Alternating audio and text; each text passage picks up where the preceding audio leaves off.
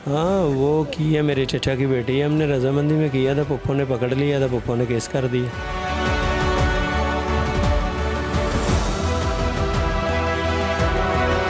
मेरा असल टारगेट था कि मैं बड़ा आदमी बनूं, वो टारगेट अल्लाह ने पूरा नहीं किया, सारा चकनाचूर हो। दरवाज़ा तोड़कर साइड पे एक छोटा दरवाज़ा था शीशे का, वो तोड़कर अंदर दाखिल हुआ।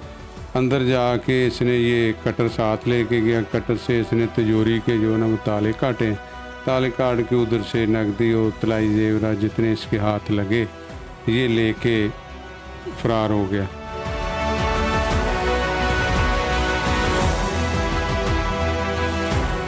ये अकेला ही था, अगर गैंग हो तो जल्दी पकड़ा जाता है। ये मैं 3-4 महीने से बैठा हुआ था, लेकिन मुझे सुकून नहीं था, मुझे डर लगता था, ये मैं सच कह रहा हूँ।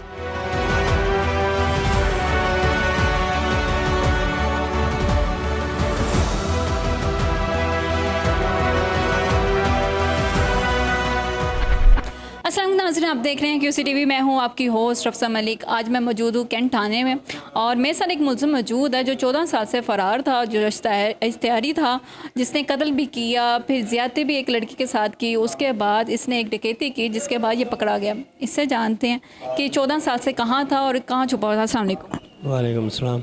अच्छा, मुझे ये बताएँ कि आपके ऊपर 3 केसेस हैं, आपने कत्ल भी किया जो कहा जा रहा है, कैसा है? नहीं, कत्ल किया नहीं, मेरे ऊपर पर्चा है, लेकिन मैं उसमें इंशाल्लाह ताला बरी हो जाऊंगा। कत्ल किसका है? वो मेरे चचा ने मेरी चाची को मारा था और उन्होंने, उसके रिश्तेदारों ने मेरा भी नाम लिखा दिया था, जैसे होता है आजकल दूसरे का भी नाम लिखवा देना, लेकिन वो जो उसके मदई हैं उनको तस्दीक हो गई है, मैं बेगुनाह हूँ। उसमें आप कहते हैं आपने कत्ल नहीं किया? नहीं किया। अच्छा, दूसरा केस आप पर ये भी है कि आपने ज़्यादती की है लड़की के साथ, है मेरे ऊपर केस। वो वाकई आपने किया? हाँ, वो की है, मेरे चचा की बेटी है, हमने रजामंदी में किया था, पप्पो ने पकड़ लिया था, पप्पो ने केस कर दिया। आप कह रहे हैं कि आपने उसके साथ ज़्यादती नहीं की, आपकी रजामंदी थी? तो जी, लेकिन पप्पो के पास वो भी रहती थी, मैं भी रहता था, पप्पो ने पकड़ के पर्चा करवा दिया। लेकिन वो नहीं है कि जैसे ज़बरदस्ती होती है, ऐसा कोई सीन नहीं था, लेकिन पता नहीं उसमें अल्लाह ताला में सुलह। केस आपके चाचा की चाची ने आपका कत्ल हुआ, फिर चाचा की बेटी के साथ भी रेप हुआ, तो एक केस हैं दोनों। ये दोनों आप पर डाले गए। जी, तो जो डकैती की है और वो मैंने की है। वो किस तरह की, और डर नहीं था? डर था कि गरीब था, अमीर होना चाहता था, पैसों की ज़रूरत थी, तो मैंने कहा कोई अच्छा काम करूं, कर दिया। अब पकड़ा गया हूँ, जो ख्वाब देखे थे सारे चकनाचूर हो गए हैं, बस गलती हो गई है मैडम। गलती हो गई? कैसे ट्रेस कैसे किया था? ये तो हमें नहीं बताते कैसे किया था, ट्रेस इन्होंने किया था हमें। नहीं, ये नहीं बता रहे, मैं दुकान का पूछ रही हूँ, कैसे उसकी रैकिंग की, कैसे इतनी दुकानों में से कैसे सोचा इसी दुकान पे जाना है? क्या और भी लोग मुलविस थे इसमें? नहीं, मैं किसी के साथ मुलव्वस नहीं था, क्योंकि मुझे ही ज़रूरत थी और किसी को मुझे मिलाने की ज़रूरत नहीं थी, और मैंने खुद ही किया, और मैं शर्मिंदा हूँ इस चीज़ से, और मैं इंशाल्लाह ताला अगर इंसान हुआ तो अल्लाह से तौबा करूँगा। मैरिड हो? जी। बच्चे हैं? नहीं। बच्चे नहीं हैं? नहीं। तो डर नहीं लगा कि बीवी का क्या बनेगा बाद में अगर पकड़ा गया तो? नहीं, उस टाइम मुझे नहीं था, मुझे इस चोरी का डर नहीं था, मैं ये डर था कि मेरी भूख ख़त्म हो जाए। अब मुझे बहुत डर लगता है अपनी बीवी से कि मैं उसे क्या मुँह दिखाऊंगा। आपके ऊपर जो केसेस हैं, कत्ल का केस है क्या, फिर ज़्यादती का केस है, ये दोनों ऐसे केस हैं जिसमें इंसान, अगर आपकी बीवी आपका सोचे कि एक लड़की का आपने रेप किया हुआ है और वो भी अपनी चचा साथ लड़की, तो मैं बेगुनाह हूँ, उसे पता है, उसने तस्दीक कर ली है मेरे ख़ानदान से, और उसने कहा है कि बेफिक्र हो, जो वो ख़ानदान वालों ने उसे डील किया कि हम इसे माफ़ कर देंगे, इसमें इसका कसूर नहीं है। वो हमने अपने फूफो की बेटी से इसका ज़्यादती की, जिसके साथ आप प्यार करते उससे शादी क्यों नहीं की? नहीं, पप्पो ने फिर किसी और जगह कर दी, क्योंकि पप्पो नाराज़ हो गई थी, मेरे साथ नहीं की, फिर मैं अकेला हो गया था, फिर मैंने बाद में दूसरी जगह शादी कर ली। जी। ये लव मैरिज थी? जी। तो आप इससे लव भी करते हो और उसको अबजियत में डाल दिया एक? नहीं, इंशाल्लाह ताला वो उसको मैंने बोला है कि नमाज़ पढ़ो और अल्लाह से दुआ करो, अल्लाह रहमत करेगा, इंसान से गलती होती है, हुई है। हम मिलने आई आपको?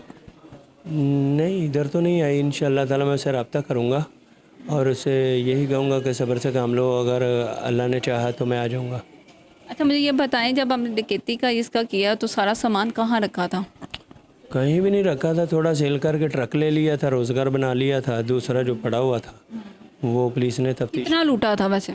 मैंने कोई हिसाब नहीं लगाया था, मैंने जो ज़रूरत थी उतना मैंने सेल कर लिया, दूसरा मैंने ना तोला है ना मुझे पता है कितने का, वो पड़ा हुआ था। ठीक है, जब इन्होंने पकड़ा मैंने वो सारा इनको दे दिया है। कहाँ से पकड़े गए थे? वो उधर ही था, घर में सोया हुआ था। घर में ही रखा हुआ था? जी, और घर में सोया हुआ था। और कितनी देर से ये इस काम करके बैठे हुए थे? ये मैं 3-4 महीने से बैठा हुआ था, लेकिन मुझे सुकून नहीं था, मुझे डर लगता था। ये मैं सच कह रहा हूँ, पता नहीं क्यों डर लगता था कि मैं पकड़ा जाऊँगा, क्योंकि इतना बड़ा काम था और जो भी है चोर चोर होता है, उसे डर लगता है। और मैंने जब गाड़ी बनाई थी मैं बड़ा खुश था कि मैं अब मुझे कोई चोरी की ज़रूरत नहीं पड़ेगी, मैं मेहनत करूँगा। लेकिन गाड़ी चलाता था फिर भी सुकून नहीं मिलता था। रात को वो ना आता था? हाँ, नहीं, मैं रोता था सिर्फ अल्लाह के आगे, क्योंकि मैं शर्मिंदा था कि मैंने इतना बड़ा काम किया है। बाकी मुझे किसी से कोई डर नहीं था कि मुझे ये तो पता है कि मैंने कितने देर 10 साल 15 साल बाद में अल्लाह के पास जाना है, वहाँ तो हर चीज़ शहादत देगी, मेरा जिस्म भी। उससे मैं शर्मिंदा था। और अच्छा मुझे ये बताओ, जब आपने दुकान की रैकिंग की, क्या उसमें और भी लोग आपके मुलविस थे उस दुकान के? यानी दुकान को कैसे ट्रेस था कि इस दुकान में मैंने जाना है, यहाँ इतना सामान है? क्योंकि और भी तो शॉप्स थी ना बहरिया में। बहरिया जैसे बहरिया टाउन बड़ा सेफ है एरिया। हाँ, मैंने देखी थी अकेले ही, और मैंने उस दुकान की कोई कमज़ोरी देखी थी, एक कमज़ोर दरवाज़ा था, तो मैंने उसको देख के समझा कि ये मैं आसानी से इसे अबूर कर लूँगा। और कैमरास वगैरह? कैमरास वगैरह लगे हुए थे, मैंने नकाब किया हुआ था। अच्छा, निकाब में गए थे? जी। अच्छा, जब सामान बेचा, जब आप शॉप पर गए तो किसी ने पूछा नहीं इतना का सामान कहाँ से आया? कितना बेचा था पहले? मैंने तकरीबन 28-30 लाख का बेच के ट्रक ले लिया, दूसरे को मैंने आदमी नहीं। तो किसी शॉप वाले को जब बेचने गए हो? मैंने थोड़ा थोड़ा करके बेचा था, सारा नहीं बेचा था। किसी को 2 लाख का, किसी को 3 लाख का। अच्छा, एक को नहीं दिया कि शक पड़ जाए। सारा एक को नहीं बेचा? जी। तो जब आप बेचने जाते हो अक्सर लोग पूछते हैं ना कि भाई आपका किसका है? नहीं, किसी ने नहीं पूछा था, ना ही आईडी कार्ड मांगा था, बस पैसे देते थे, मैं चला जाता था। और जो इसके अलावा भी कोई वारदातें की हैं या ये पहली वारदात थी? नहीं, इसके अलावा इतनी बड़ी कोई मैंने वारदात नहीं की, और ना ही मेरे साथ कोई मुलव्वस था, ना ही मैं कोई गैंगस्टर हूँ, मैं अकेला ही हूँ। अगर मेरे साथ कोई लोग होते, मुझे मशवरे देते, तो हो सकता है मैं करता, मैं अकेला ही था। तो मेरा असल टारगेट था कि मैं बड़ा आदमी बनूं, वो टारगेट अल्लाह ने पूरा नहीं किया, सारा चकनाचूर हो गया। तो मैं खुश हूँ, अच्छा हुआ हो गया। आपको पता आपको सज़ा कितनी होगी? जितनी भी होगी मेरा हक है, 2 केसेस जो आपके हैं उसमें माफ़ी नहीं है आपकी? उसमें इंशाल्लाह ताला मैं छूटूंगा। इसमें मैं सज़ा लूँगा, क्योंकि उसमें मैं बेगुनाह हूँ, मुझे डर नहीं है, मैं बेगुनाह हूँ। इसमें मैं गुनहगार हूँ, मैं सज़ा पाने के लिए तैयार हूँ। आवाम को क्या मैसेज देते हो? आवाम को यही मैसेज देता हूँ कि बस जो अल्लाह ने तुम्हें दिया उस पर शुक्र किया करो, और किसी के माल पे आँख ना रखो, बुरे काम का बुरा नतीजा। जी नाज़रीन, हमने देखा एक मुलज़िम मेरे साथ था जो कि अब दुखी भी है और गमी, उसको गम भी है कि उसने जो किया गलत किया, लेकिन वो ये भी कहता है कि वो मजबूर था, वो इसलिए कर चुका।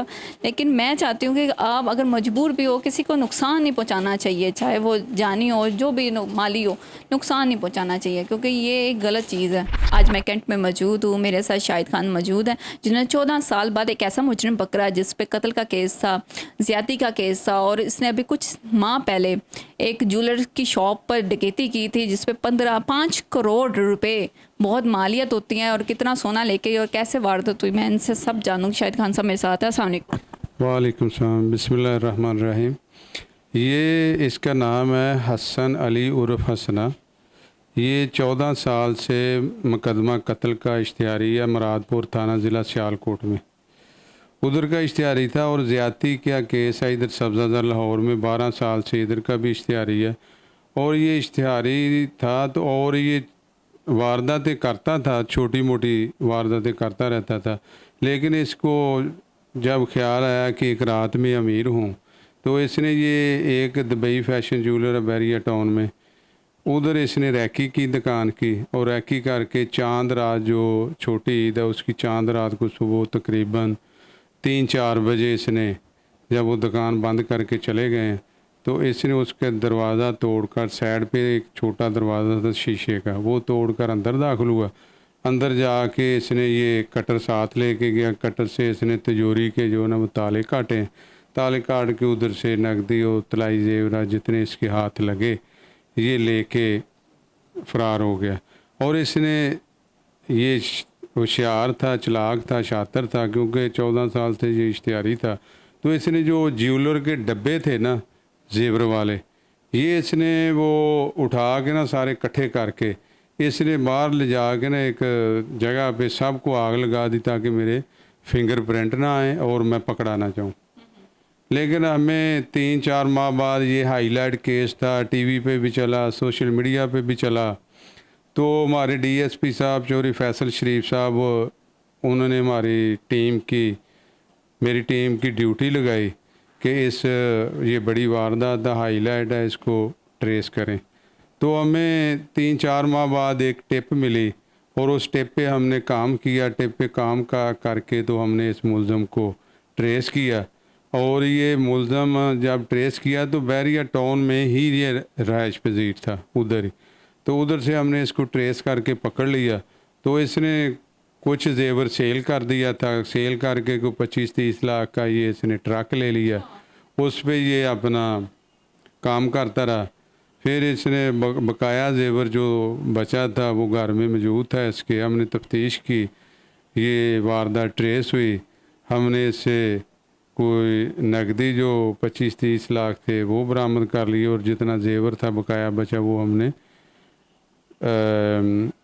बरामद कर लिया। और अल्हम्दुलिल्लाह कि ये तकरीबन हमने 100% ये वारदात का माल रिकवर कर लिया और इसको हमने जो है इस मुकदमा में चलान किया। अच्छा, मुझे ये बताएं कि ये बंदा अकेला लूटता था या इसका पूरा गैंग था? नहीं, एक्चुअली ये अकेला ही था। अगर गैंग हो तो जल्दी पकड़ा जाता है। ये अकेला ही चोरियाँ जो नकबजनी की चोरियाँ अकेला ही करता था, इसके साथ कोई गैंग नहीं था। तो इसने जो कत्ल पहले किया वो भी अकेले की है? नहीं, एक्चुअली वो जो कत्ल किया है ना, वो इसके चाचे ने अपनी बीवी जो इसकी चाची थी ना उसको कत्ल किया। तो उस कत्ल में ना इसका नाम भी आया। चाचा गिरफ्तार हो गया, ये उस कत्ल में इश्तिहारी था अरसा 12-13 साल से। तो ये अब पकड़ा गया। अब उधर भी हमने इतला कर दी है थाना मुरादपुर ज़िला सियालकोट में, वो भी इंशाल्लाह इसको ले जाएंगे जेल से प्रोसेस करके, तो ये उधर भी चलान होगा। अच्छा, मुझे बताएं जो जेवर जो आपने बरामद किया है वो इसके घर से की है? इसके घर से किया। अच्छा, मुझे ये भी बताएं कि ये जो जेवरात जिसने जहाँ सेल किए थे उनसे आपने रब्ता किया, उनसे कोई बातचीत की? कब से उनसे सेल आउट कर रहा था चीज़ें? ये जब इसने वारदात की है ना तब कोई 8-10 दिन के बाद, छोटी के 8-10 दिन के बाद इसने मुख्तलिफ सनारों के पास जेवर सेल किया। और जो सेल करके जो इसको रकम मिली है ना, इसने वो ट्रक ले लिया जो ये चला रहा था। वो ट्रक भी हमने कब्ज़ा में ले लिया। वो हमने जो ट्रक है उसकी जो मसरूका ट्रक था उसकी रकम जो है वो हमने इससे बरामद कर ली। अच्छा, इसने बताया नहीं ये कब से इस दुकान को ट्रेस कर रहा था? इसने पहले प्लानिंग की होगी ना, टाइमिंग देखी होगी, और इसने क्या बताया आपको? इसने बताया ये है कि मैंने 2-4 दिन इसकी रैकी की है, मैंने दुकान का देखा है कि कहाँ से वो खुफिया रास्ता है इसका, उसको ट्रेस किया। जब इसको मौका मिला चांद रात की रात को 3-4 बजे, फिर इसने वो शीशे का दरवाज़ा था वो तोड़ा और अंदर दाखिल हो गया। अंदर जाके इसने कटर के साथ उनके तिजोरी के तो ताले जो है ना वो काट के तो फिर। अच्छा, चांद रात को हमेशा मार्केट में बहुत ज़्यादा रश होता है, तो इसने किस टाइम किया? इसने ये राश था, ये बाहर इंतज़ार में सामने खुली जगह थी, उसमें ये इंतज़ार करता रहा। जब इन्होंने दुकान बंद की है, रश ख़त्म हुआ है कोई 2-2:30 बजे, तो इसने 3:30-4 बजे ये अपना काम किया है फिर। अच्छा, और आपने कैमरे से इसको ट्रेस है? नहीं, ये ने हमें कोई खुफिया टिप मिली थी, उससे हमने जो इसको ना ट्रेस आउट किया। कितने महीने लगे हैं इस केस को सॉल्व आउट करते हुए? ये तकरीबन 3-4 माह लग गए जी। तो इसको लाहौर से गिरफ्तार किया था? जी, लाहौर से, बैरिया टाउन से। जी नाज़रीन, हमने देखा, हमने सारे केस के बारे में जाना कि ये आदमी जो 14 साल से मफरूर था और पकड़ा नहीं जा रहा था पुलिस से। पहले से ज़्यादती का केस था इसके ऊपर, फिर इसने डकैती की और अब जो 5 करोड़ की चीज़ें बरामद इससे हुई और वो आपने वापस कर दी हैं जो इसके मुद्दई थे। जी, वो हमने बरामद कर ली है, ये मालखाना में है हमारे पास। अब मदई ने उधर वो सुपुर्दारी करवाएगा और मदई के हैंड ओवर कर देंगे। बहुत शुक्रिया जी, आपने आज का हमारा शो देखा। उम्मीद आपको अच्छा लगा होगा। अपनी मेज़बान को इजाज़त, फिर हाजिर होंगे एक नए शो के साथ। अल्लाह हाफिज़।